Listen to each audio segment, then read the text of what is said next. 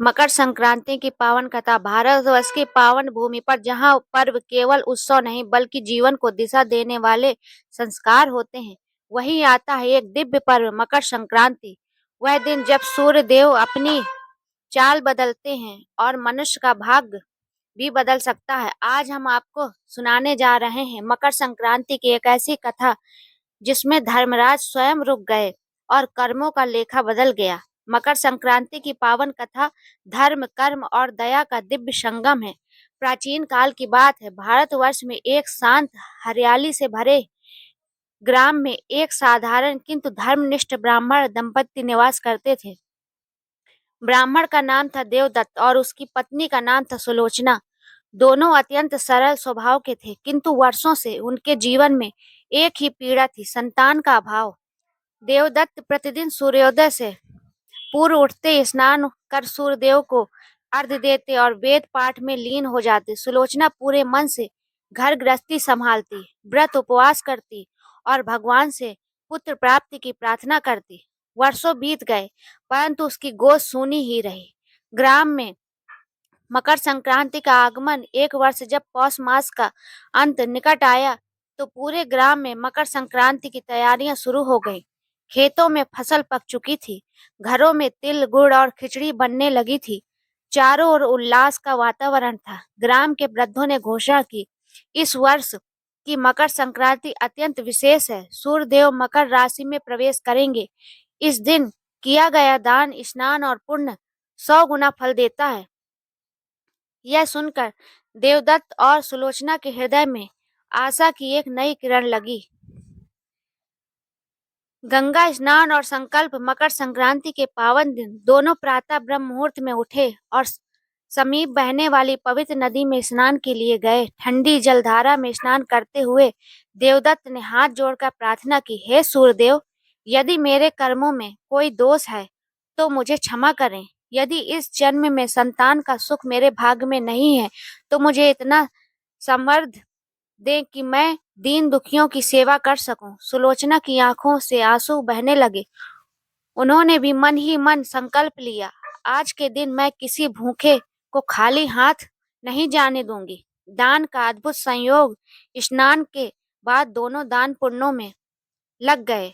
तिल, गुड़, अन्न, वस्त्र जो भी उनके पास था सब दान कर दिया। तभी उन्होंने देखा कि एक निर्धन स्त्री अपने बीमार पुत्र को गोद में लिए बैठी रो रही है।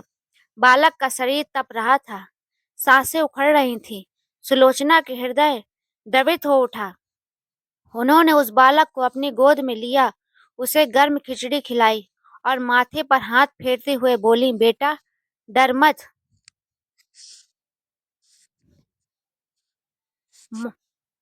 माँ यहाँ है। यह शब्द सुनते ही बालक की आंखों में थोड़ी चमक आई, किंतु कुछ ही क्षणों बाद वह मूर्छित हो गया।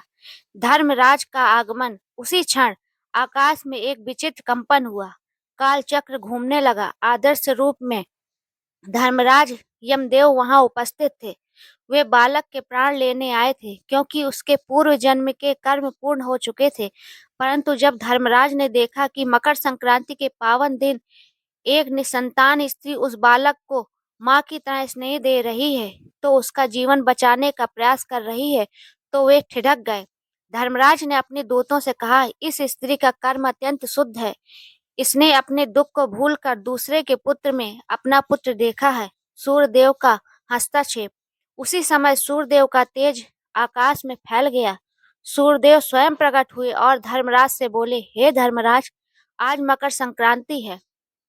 आज के दिन दया, दान और सेवा का विशेष महत्व है।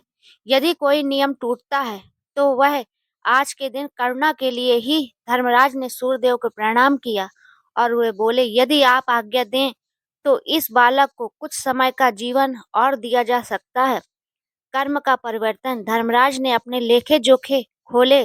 उन्होंने देखा कि देवदत्त और सुलोचना के संचित कर्मों में पुत्र योग क्षीण था, किंतु आज के दिन किए गए निष्काम दान और करुणा ने नए पुण्य को जोड़ दिए थे। धर्मराज ने निर्णय सुनाया, इस बालक को नया जीवन मिलेगा और इस दंपत्ति को शीघ्र ही संतान सुख प्राप्त होगा। चमत्कार। अचानक वह बालक रोने लगा। उसकी माँ खुशी से चिल्ला उठी, मेरा बेटा जीवित है। पूरा घाट हरि हरि के जयकारों से गूंज उठा।